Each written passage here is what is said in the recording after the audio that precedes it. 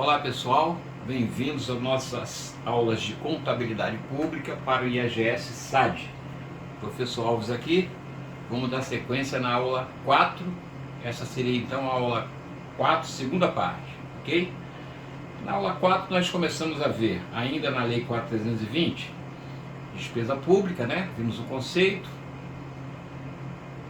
vimos a classificação quanto à previsão orçamentária, ou seja, as despesas públicas são orçamentárias ou extra-orçamentárias.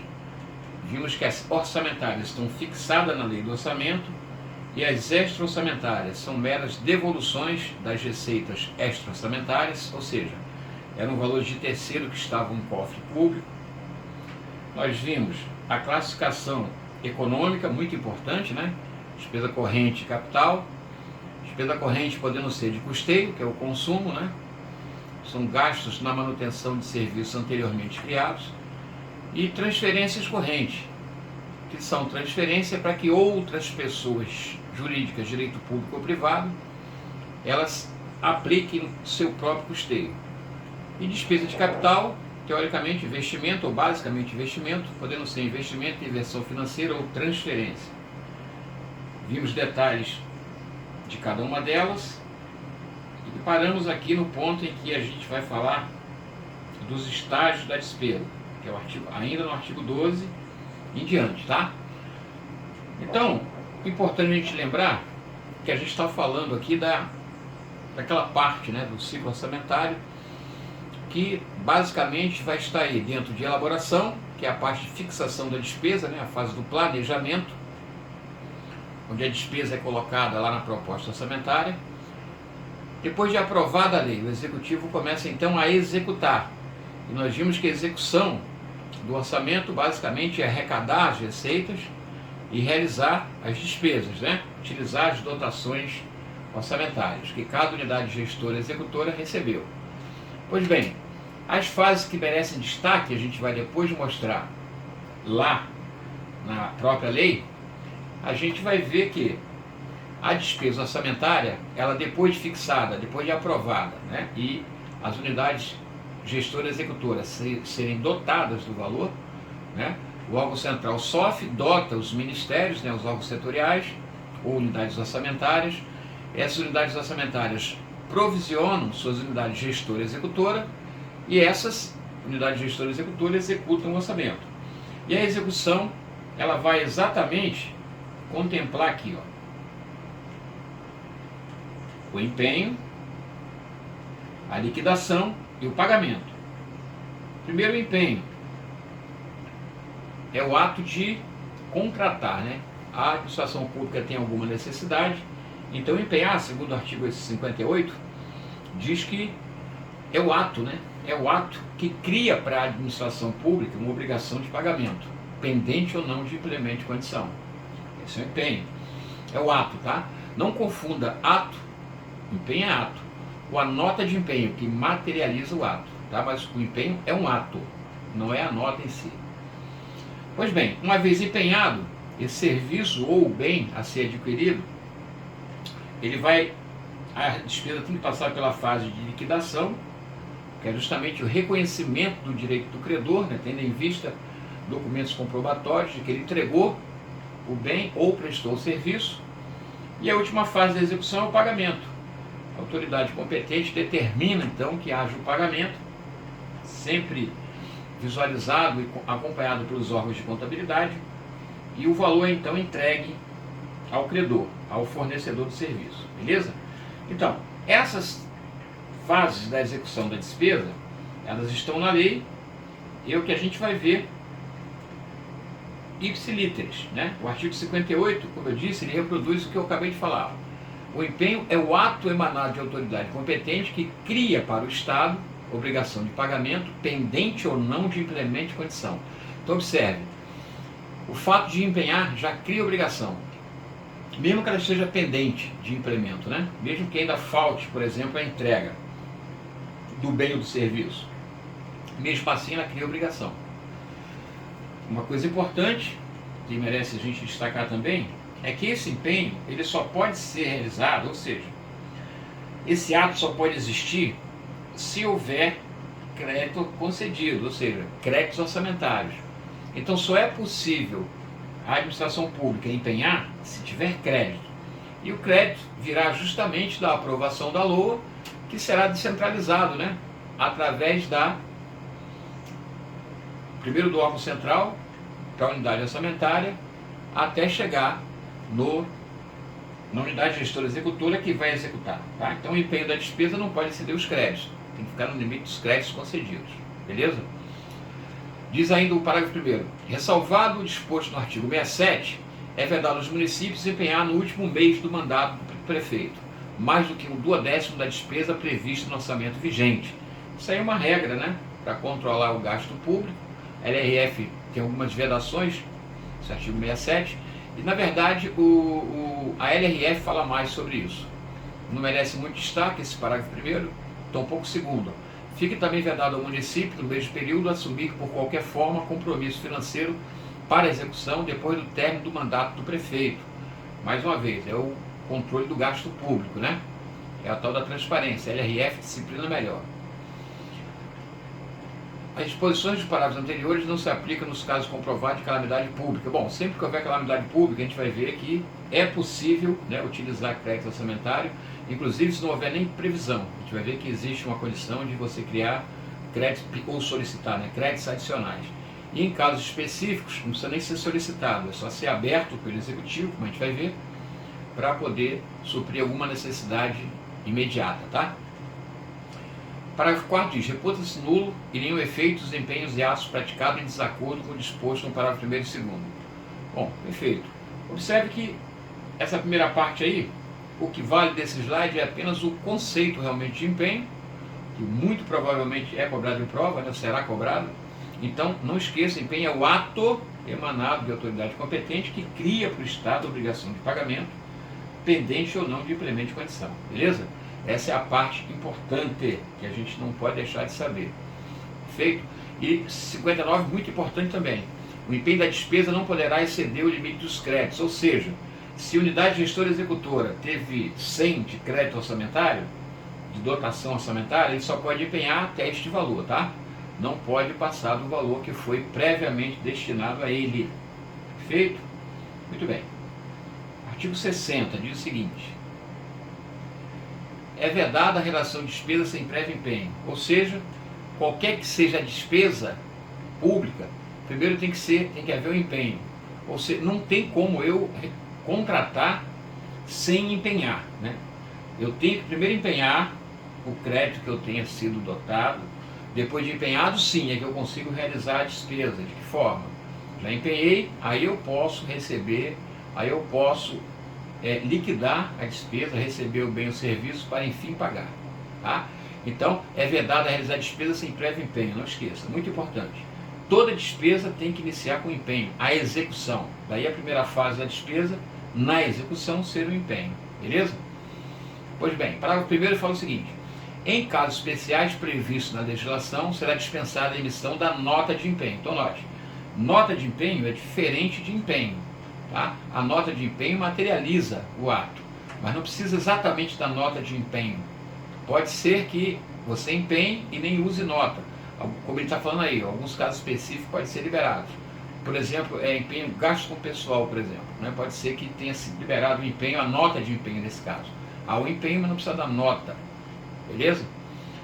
Segundo, será feito por estimativa o empenho da despesa cujo montante não se possa determinar. Então, note. E o terceiro fala assim: é permitido o empenho global de despesas contratuais e outras sujeitas a parcelamento. Muito importante isso aí pelo seguinte, ó, preste bem atenção. Existe então, pelo que nós estamos lendo aí, nós estamos vendo aí desse artigo 60, que os empenhos, ele não falou em ordinário, mas o normal é que ele seja ordinário, ou seja, a despesa é paga uma única vez, em valor total. Então, empenho ordinário é aquele normal. Empenhei, liquidei e paguei. O empenho por estimativa é quando você não tem o valor exato.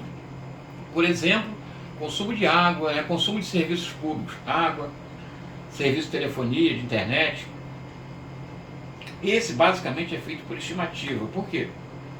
não tem como você previamente determinar o montante exato, tá? Tem só uma previsão. Então esse tipo de empenho é empenho por estimativa, beleza?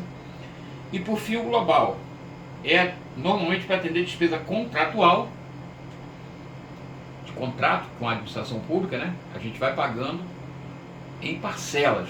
Então, empenho global, palavra-chave, atende despesas contratuais e outras sujeitas a parcelamento, cujo montante exato possa ser determinado. Observa, você pode notar que tanto faz ao empenho ordinário, tanto o empenho ordinário quanto o empenho global, você pode determinar o montante. Qual a diferença dos dois? É que esse aqui é uma vez, esse aqui parcela, tá? Não esqueça isso, muito comum em prova. Aqui é pago à vista, uma única vez, tá? O total é pago de uma vez só. E já o empenho global, ele será pago em parcela, normalmente é referente a contrato e outras sujeitas a parcelamento, beleza? Então o único empenho que você não conhece o valor é o por estimativa. O por estimativa, ele vai, como o próprio nome diz, estimar um valor que não será real, poderá ser um pouco maior, terá que ser complementado, ou poderá ser um pouco menor, beleza? Então desse slide ficam duas situações muito importantes. Primeiro, que não se pode realizar despesa sem prévio empenho, tá? Importante, não há como realizar despesa sem prévio empenho, não esqueça disso, beleza? E a outra são classificação dos empenhos. O ordinário, sem o valor total e pago uma única vez. Global, sem o valor total, mas pago em parcelas. Então, normalmente é despesas contratuais. E o estimativa, não sei o valor, não consigo determinar o valor. Beleza? Não dá para estimar o valor exatamente. Então, nesse caso, eu digo que o empenho é por estimativa. Não esqueça, hein? Muito comum em prova, esse questionamento quanto aos tipos de empenho. Beleza? Muito bem, vamos em frente. Para cada empenho será extraído um documento denominado nota de empenho. Como eu disse, empenho é o ato, tá? Empenho é o ato que cria obrigação para a administração pública. Então, para cada empenho é extraído um documento chamado nota de empenho. Há exceções, como a gente viu lá atrás, né? Tem empenho que dispensa nota de empenho. Mas a maioria, eu diria 99% dos empenhos, realmente vai gerar um documento nota de empenho. E o que diz a nota de empenho? Isso é importante você gravar, tá? A nota de empenho vai dizer o nome do credor, a especificação e importância da despesa do bem e a dedução desta do saldo da dotação própria. Ou seja, tem que estar especificado, além do nome do credor, especificar o que se está contratando e a importância da despesa e que está sendo deduzido do saldo da dotação, ou seja, do crédito orçamentário. Beleza? Muito bem. O pagamento da despesa só será efetuado quando ordenado após regular liquidação, ou seja, não pode haver o pagamento antes da liquidação. É importante a gente observar que a ordem da execução é sempre a mesma, tá? Primeiro eu empenho, depois eu liquido e depois eu pago, tá? Então empenhei, contratei, liquidei, reconheci o direito do credor, né? Olha só o que diz o artigo 63. A liquidação da despesa consiste na verificação do direito adquirido pelo credor, tendo por base títulos e documentos comprobatórios do respectivo crédito. Ou seja, a liquidação é isso, é você atestar o crédito do fornecedor, da pessoa que está fornecendo o serviço ou o bem, através dos documentos, que pode ser nota fiscal, pode ser a própria nota de empenho. Você vai certificar que realmente ele tem direito porque entregou. A liquidação é isso, é a entrega do bem ou serviço, tá? E essa verificação tem por fim justamente isso, verificar a origem e o objeto que se deve pagar, a importância exata a pagar, a quem se deve pagar a importância para extinguir a obrigação. Então, liquidação de despesa, numa linguagem mais simples, seria confirmar o direito do credor através de documentos e títulos, tá? Para garantir que ele tenha realmente crédito, ou seja, ele poderá ser pago a partir daí, porque você determinou a origem e o objeto que você tem que pagar, a importância exata que tem que pagar e a quem tem que pagar. A isso nós chamamos de liquidação. Numa linguagem mais cotidiana seria o recebimento efetivo sendo atestado pelo servidor público. Ele atesta que recebeu o serviço constante naquele empenho, ou na nota fiscal, se não houver empenho, tá? E na própria nota ele diz, recebi o material ou a prestação de serviço. Aí com base nesse reconhecimento do direito do credor, é que nós chamamos de liquidação, tá?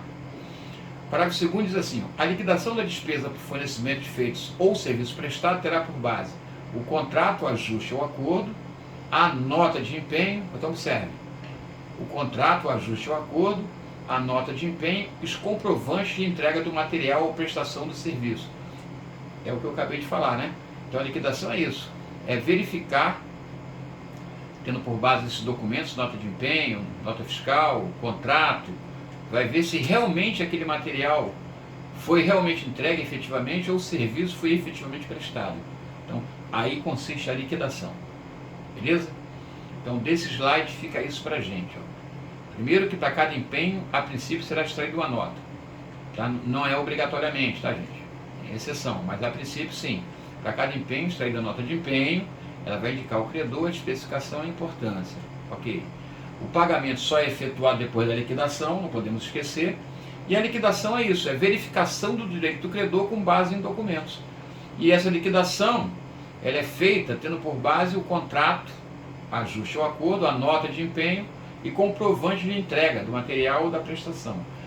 E esses comprovantes, obviamente, são atestados pelo servidor público que recebe. Ok? Então, aí é a liquidação. Muito bem. Já sabemos o que é liquidação. Vamos mais em frente um pouquinho. Agora chegamos ao pagamento. Ó. A ordem de pagamento é o despacho exarado da autoridade competente, determinando que a despesa seja paga. Perfeito, é a parte final. Depois de liquidada a despesa, ou seja, foi atestado por quem direito que o material foi entregue ou o serviço foi prestado, então a autoridade competente vai determinar que a despesa seja paga. Tá? A ordem de pagamento só pode ser exarada em documentos processados pelo serviço de contabilidade. Basicamente, na administração pública, né, é feito através do CIAF, Sistema Integrado de Administração Financeira, e os documentos são atestados pelo serviço de contabilidade e também, se houver no setor, né, o controle interno de cada setor. Mas vamos nos ater à lei. A lei fala que a ordem, então, a gente tem que guardar conforme a lei, porque a prova será literal. Né? Então, a ordem de pagamento só pode ser exarada em documentos processados pelo serviço de contabilidade. Beleza? Muito bem. O 65 diz, o pagamento da despesa será efetuado por tesouraria ou pagadoria regularmente instituída por estabelecimento bancário credenciado, em casos excepcionais, por meio de adiantamento. Então vamos lá. Primeira coisa importante. Atualmente, na verdade, não é bem tesouraria, é de São Paulo, diretamente pelo CIAF, como eu disse, é creditado na conta corrente do fornecedor, previamente cadastrada. Mas aqui está dizendo que o pagamento, a gente vai ficar ligado nisso, né? O pagamento, ele de acordo com a lei aqui, vamos esquecer a prática, vamos nos atentar ao que está escrito, tesouraria, pagador regularmente instituído por estabelecimento bancário, credenciados, em casos especiais por meio de adiantamento. Tá? Então, note mais uma vez, atualmente isso é feito eletronicamente, através do CIAF. É feito ordem bancária, vai direto para o fornecedor. Mas se a gente ficar ligado aqui no que está na lei, a gente vai entender, vai dizer dessa forma, se a prova é literal, né? Ela é efetuada por tesouraria ou pagadoria regularmente instituída por estabelecimentos bancários credenciados, ou seja, pagadoria regularmente instituída, também por estabelecimento bancário credenciado, e em casos excepcionais por meio de adiantamento. Aí o que seria isso, né? Por meio de adiantamento. A gente vai ver aqui. O que seria por meio de adiantamento? É um assunto um pouco mais à frente, tá? Meio de adiantamento é uma forma de processar despesa diferente. A gente vai ver. Tipo regime, a gente chama muito de suprimento de fundo. É quando primeiro é empenhado e é adiantado o valor ao servidor para que ele então promova a compra daquilo que for necessário. Ou seja, uma exceção à regra, tá? Por isso que está dizendo, ó, excepcionalmente, por meio de adiantamento. A gente vai ver um pouco mais à frente. Então, a regra é que o pagamento seja efetuado por tesouraria, tá? Pagadoria regularmente instituída ou por estabelecimento bancário. Tá? Hoje em dia, a gente sabe, como eu estou dizendo, né, que sempre quem paga, o pagador é o Banco do Brasil, o agente financeiro que movimenta a conta única. Então, o Banco do Brasil, através do CIAF, ele já faz o pagamento direto na conta do fornecedor. Mas, de acordo com a lei, e é aí que a gente tem que estar atento, há 3 formas do pagamento ser efetuado: tesouraria, pagadoria regularmente instituída, estabelecimento bancário credenciado. Tá? E em casos excepcionais, por meio de adiantamento. Isso a gente vai ver lá na frente. Perfeito? Bom, vamos lá. Agora, artigo 66.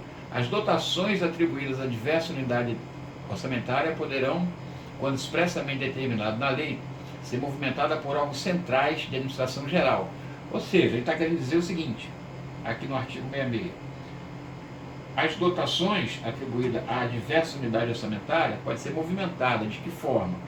A gente vai lembrar, quando nós falamos lá na aula 1, né? Lembra na aula 1? Seria essa ideia. Ó. O órgão central aqui, ó, que é a SOF, por exemplo, ela distribuiu um crédito aqui para a unidade orçamentária, tá? Aqui eu vou chamar de unidade orçamentária. Aqui também é outra unidade orçamentária. Aqui seria outra unidade orçamentária. E aqui embaixo seriam os executores, tá?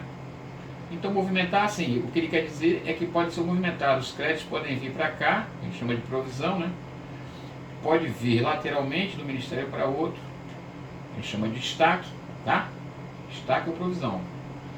É como o crédito é movimentado. Do órgão central para cá, a gente chama de dotação.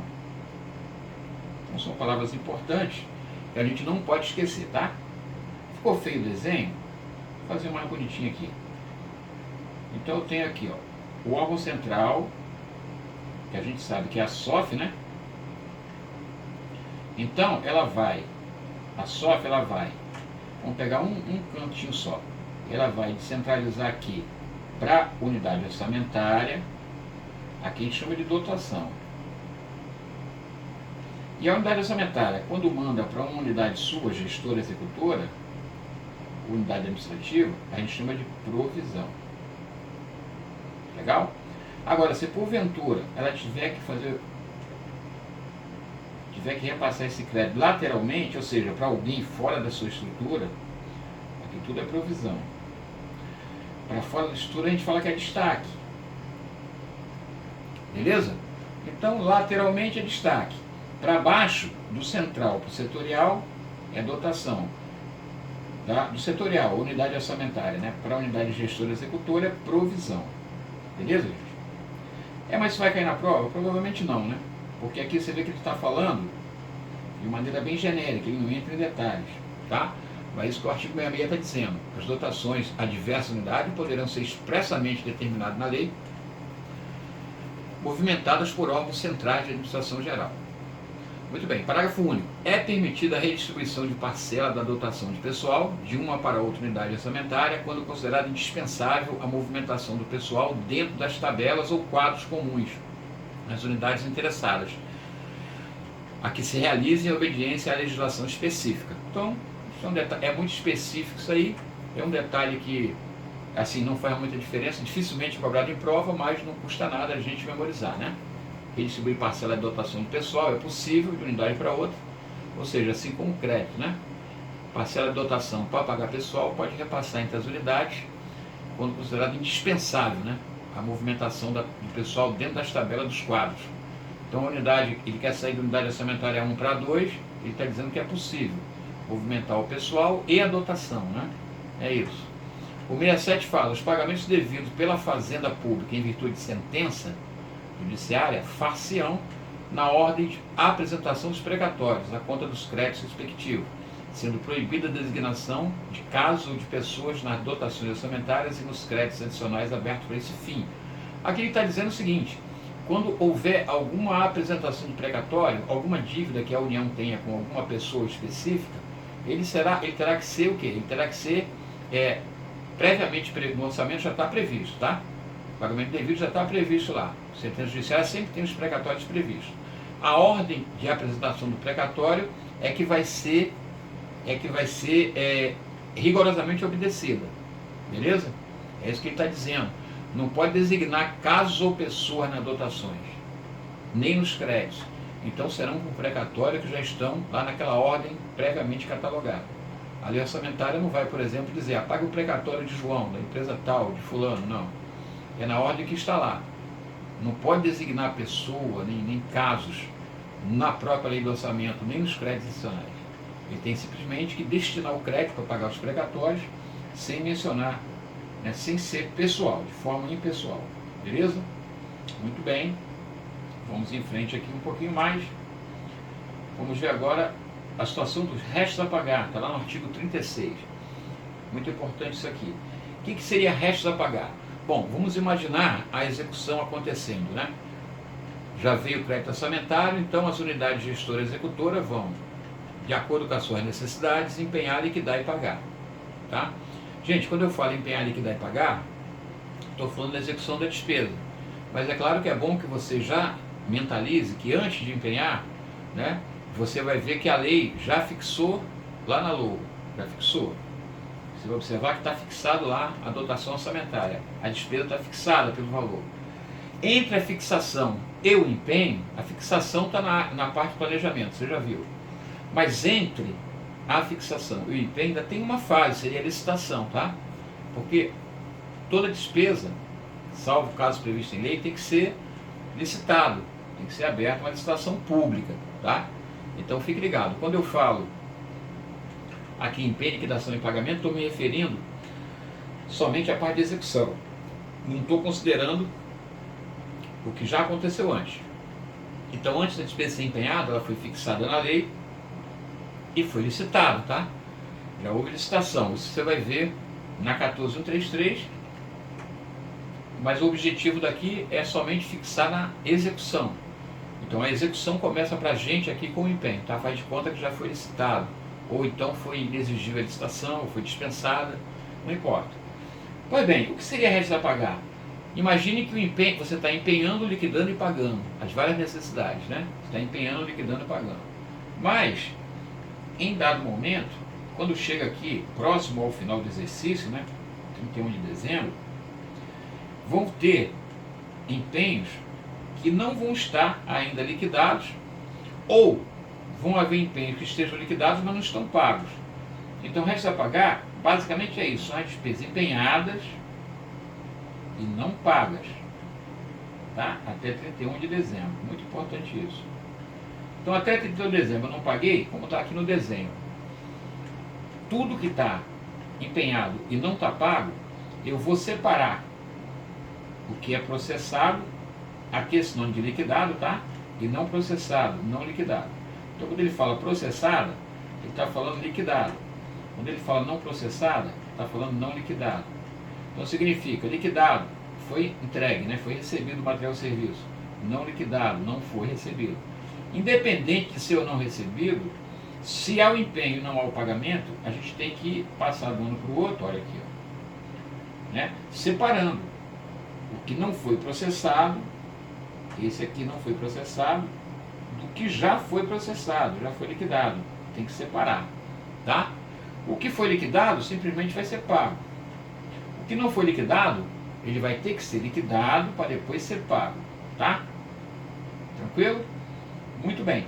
E quando isso é pago, obviamente no exercício seguinte, né? Isso aqui é pago como despesa extra-orçamentária. Fique ligado. Por que despesa extra-orçamentária, Alves? Porque note, quando eu escrevi aqui em restos a pagar no final do exercício, vamos dar uma limpeza aqui para mostrar melhor. Aqui no final do exercício, né, quando eu fiz a inscrição de restos a pagar, aqui ó, 31 do 12, tá vendo? Aqui, exatamente aqui, dia 31 do 12, eu fiz a inscrição do RP, ou seja, eu peguei os valores que estavam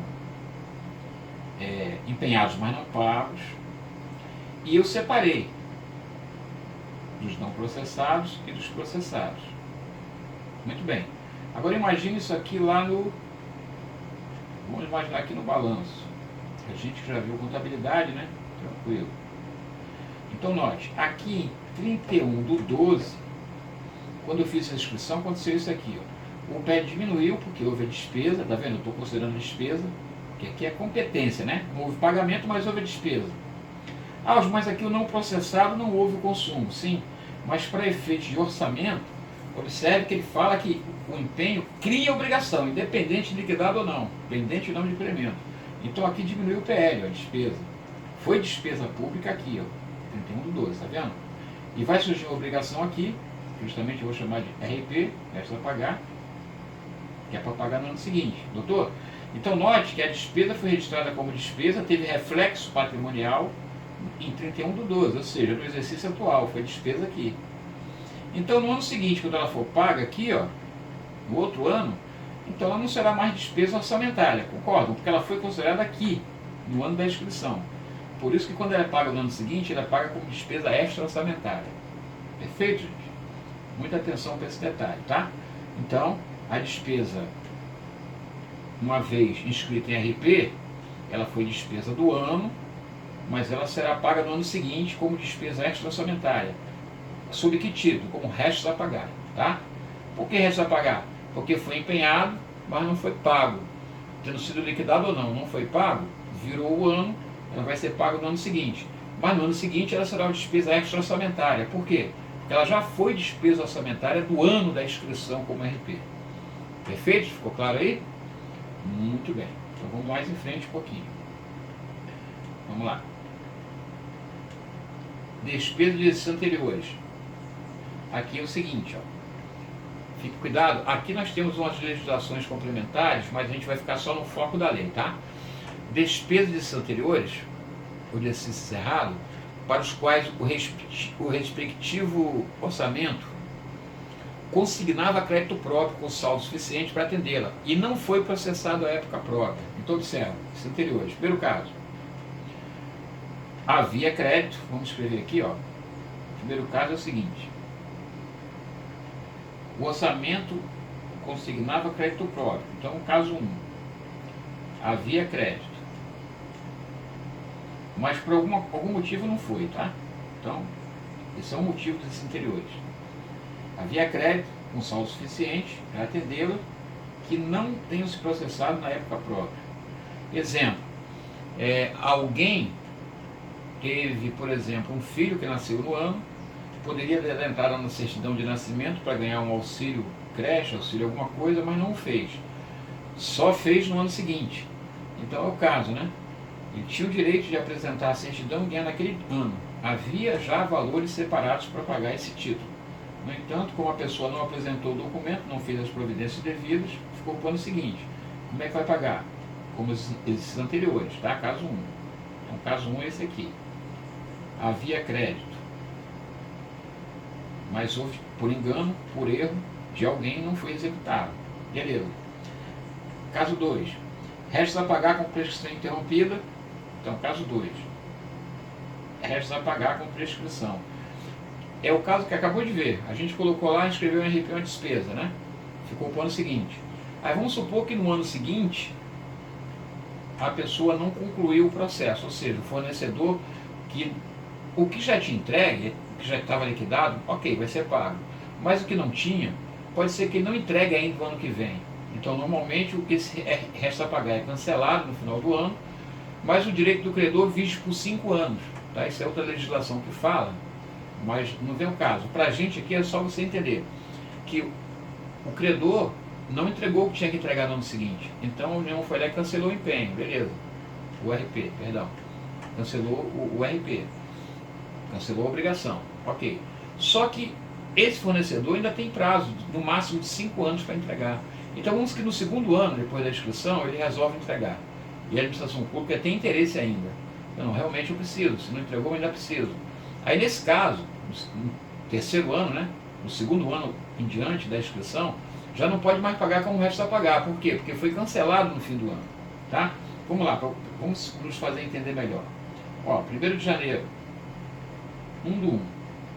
Aqui, 1º de janeiro, começou a contar o prazo, até 31/12. Vamos supor aqui que o empenho, né, não liquidado, ou seja, a gente vai chamar de RP não liquidado, ele passou o ano todo e nada aconteceu. Então aqui ele vai cancelar. Então o RP morreu aqui. Tá? O RP morre.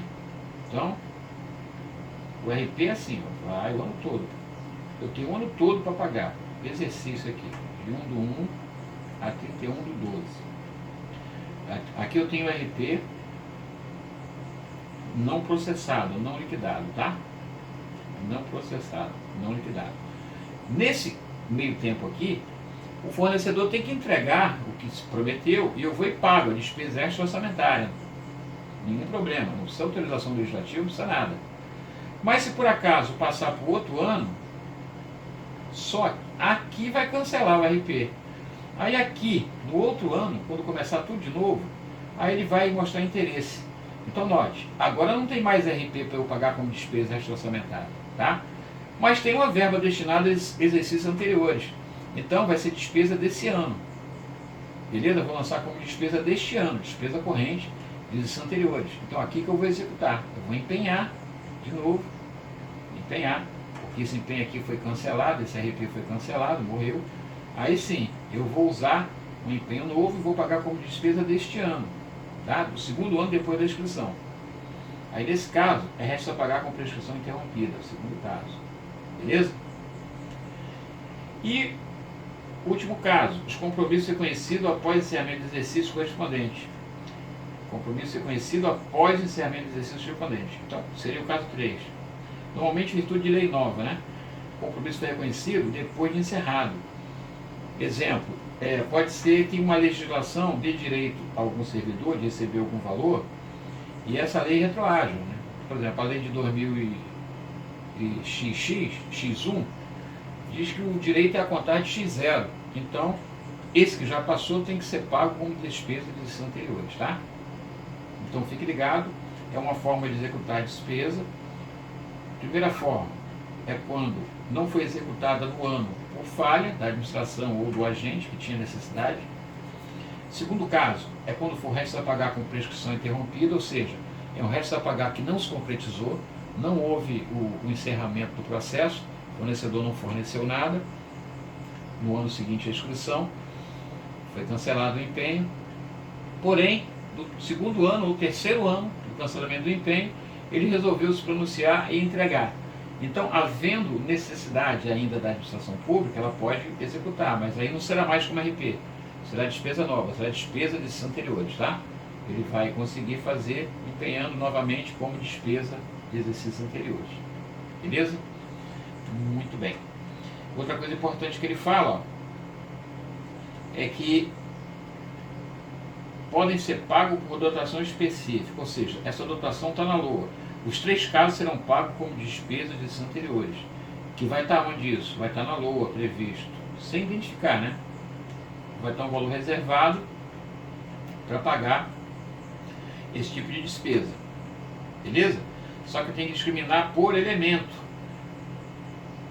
sempre que possível obedecendo a ordem cronológica. Então, vai discriminar se é gasto com pessoal, se é material, se é serviço, que seja. Beleza? Esse é o caso de exercícios anteriores. Artigo 38 fala assim: reverte a dotação a importância de despesa anulada no exercício quando a anulação ocorrer após o encerramento deste. Não, quando a anulação ocorrer após o encerramento deste, considerará-se a receita do ano em que se efetivar. O que ele quer dizer? Que a dotação volta, ou seja, o crédito é reconstituído se a despesa for anulada dentro do exercício, né? Então, dentro do exercício eu anulei a despesa, então volta a ter o crédito, ou seja, eu posso empenhar de novo, tá? Reverte a dotação, eu volto a ter esse crédito novamente, beleza? Agora, se virar o exercício, então vai ser receita do ano em que se efetivar, beleza? Ficou claro isso? Muito bem. Então, podemos ir em frente, vamos descartar isso aqui. Regime de adiantamento, uma outra forma que eu comentei lá atrás, né? Excepcionalmente, regime de adiantamento é uma forma também de executar a despesa. A forma tradicional é empenhar, liquidar e pagar, a gente já viu, empenhar, liquidar e pagar. Isso que nós vimos. Ah, empenhei, mas não consegui liquidar e pagar, e já terminou o ano, o que eu faço? Eu considero despesa esse ano, já foi despesa, e lanço com obrigação, né? Vira resto a pagar, para ser efetivado no ano seguinte. No ano seguinte, o que não foi liquidado é liquidado e eu pago. E tudo será pago como despesa extra orçamentária. Temos até aqui. Ah, mas no ano seguinte os que não tinham sido liquidados também não foram. Então, no fim do ano eu cancelo o empenho e já era. Ah, mas no segundo ano o cara quer me entregar e tem interesse. Então eu pago como despesa de exercícios anteriores. Beleza? Isso que nós estamos vendo aqui. Agora esse caso aqui é diferente. Regime de adiantamento, que a gente conhece também como suprimento de fundos. Ele é aplicável nos casos que a despesa, detalhe, expressamente definida em lei, só aplicável no caso de despesa previamente definida em lei. Essa lei existe, tá? A gente não vai entrar no mérito. Tem um decreto que fala sobre isso também, mas a gente não vai entrar no mérito, vamos ficar com o que está escrito aqui. Então, caso de despesa expressamente definido em lei, é entrega numerária a servidor, sempre precisa de empenho, sempre tem empenho, né? A fim de realizar a despesa que não possa subordinar-se ao processamento normal de sua aplicação. Em outras palavras, o fornecimento de adiantamento para servidor, primeiro tem que haver um empenho, depois vai haver entrega numerária a servidor. Note, isso era feito com conta corrente vinculada no Banco do Brasil, agora atualmente passou a cartão, né? Agora é cartão, débito e crédito, mas a ideia é que você observa aqui o seguinte, não existe aquela coisa de seguir a sequência aqui é uma quebra de sequência, porque nesse caso aqui, depois do empenho, despesa previamente definida em lei, né, procedimento de empenho, é entrega numerária a servidor. Então, vou entregar o numerário a servidor, depois que eu empenhei, para que ele realize despesa que não possa subordinar-se ao processamento normal. Aí que despesas são essas? Aí diz a legislação lá, despesa de pequeno vulto, que existe pronto pagamento em dinheiro, aí tem os casos. Mas note que aqui quebrou a sequência do empenho, liquidação e pagamento. Né? Aqui é empenho, o dinheiro logo é dado, então teoricamente já foi pago, né, foi adiantado para o servidor, numerário, e ele vai pegar esse numerário e ele sim vai adquirir o que ele precisa, o que é necessário, o material que é preciso, e depois vai pagar. E obviamente depois ele prestará conta disso, tá? Beleza? Então, regime de adiantamento, para a nossa prova, eu tenho que gravar o seguinte, é para despesas que não possam subordinar-se ao processo normal de aplicação. Mas que despesa seria essa? Eu já disse, a despesa de pequeno vulto, despesa pequenininha, né? Aí eu preciso que faça, sei lá, um chaveiro da instituição, ou uma chave para abrir a porta que quebrou, é uma despesa pequena, e tem que ser de imediato, eu tenho que pagar de cara em dinheiro, eu não posso empenhar isso aí e mandar, abrir uma licitação para empenhar uma chave, uma coisa pequena, tem que ser rápido. Então, para esses casos que existe o regime de adiantamento, tá? Na prova a gente vai responder dessa forma. Onde se aplica o regime de adiantamento? Para as despesas que não possam subordinar-se ao processo normal. Isso, beleza? Isso é importante. Tranquilo? Beleza. E quem é que vai executar essa despesa? O servidor. O servidor é que vai executar essa despesa. Ele que vai adquirir o material ou serviço. Tranquilo? Muito bem. Aí diz o artigo 69, não se fará adiantamento a servidor em alcance, nem responsável por 2 adiantamentos. Isso aqui, a lei só fala disso. Já tem outras legislações que falam, por exemplo, que também não pode adiantar a servidor que seja responsável pela guarda do material que se quer adquirir, a menos que não haja outro na repartição. Diz a legislação que extrapola aqui a Lei 420. Não sei se é o caso, porque nosso objetivo é a Lei 420, então vamos ater só o que está aqui, tá? Então aqui para a gente não poderá ser feito, não pode adiantamento para servidor em alcance. O que é servidor em alcance? É o servidor que, tendo aplicado algum valor de adiantamento, ainda não prestou contas ou prestou contas e não foi ainda quitada, né? Não foi dada a quitação, não foi homologado, não foi aceito pelo ordenador de despesa. Então diz que ele está em alcance, né? Ele ainda não conseguiu prestar conta corretamente. Então a esse servidor não será feito o adiantamento, beleza? Quando ele estiver em alcance. E nem quem já tiver 2. Se um servidor tem 2 adiantamentos para situações, não pode receber o terceiro, tá? De acordo com a Lei 4.320, são esses casos. Como eu disse, né? Ainda tem um terceiro caso, que é o servidor que tem a guarda do material que pretende adquirir, a menos que não haja outro na repartição. Então tem essa regra também, mas não está aqui na lei, então vamos deixar passar, né? Artigo 70 diz o seguinte: a aquisição do material, fornecimento e adjudicação de obras e serviços será regulada por lei e respeitado o princípio da concorrência, quinta licitação, né? Então, para adquirir material, para fornecer, para adjudicar obra e serviço, tudo será regulado por lei, respeitando o princípio da concorrência, tá? Lembre-se, concorrência, princípio da licitação pública. Muito importante isso aí. Vamos em frente, então. Ok? Vamos lá? Bom, agora a gente vai entrar em créditos adicionais, mas eu vou dar uma interrupçãozinha para não ficar muito cansativo, né? Já estamos aí com quase 40 ou mais de 40 minutos de vídeo. Vou deixar aqui para aula 4, parte 3, ok? Vamos falar de créditos adicionais, que são aqueles gastos que vão ser necessários para complementar, né, aquilo que foi dotado, ou para gastos extraordinários, despesas novas. A gente verá na próxima aula, tá bom? Vamos chamar de quarta aula, parte 3. Forte abraço e até lá!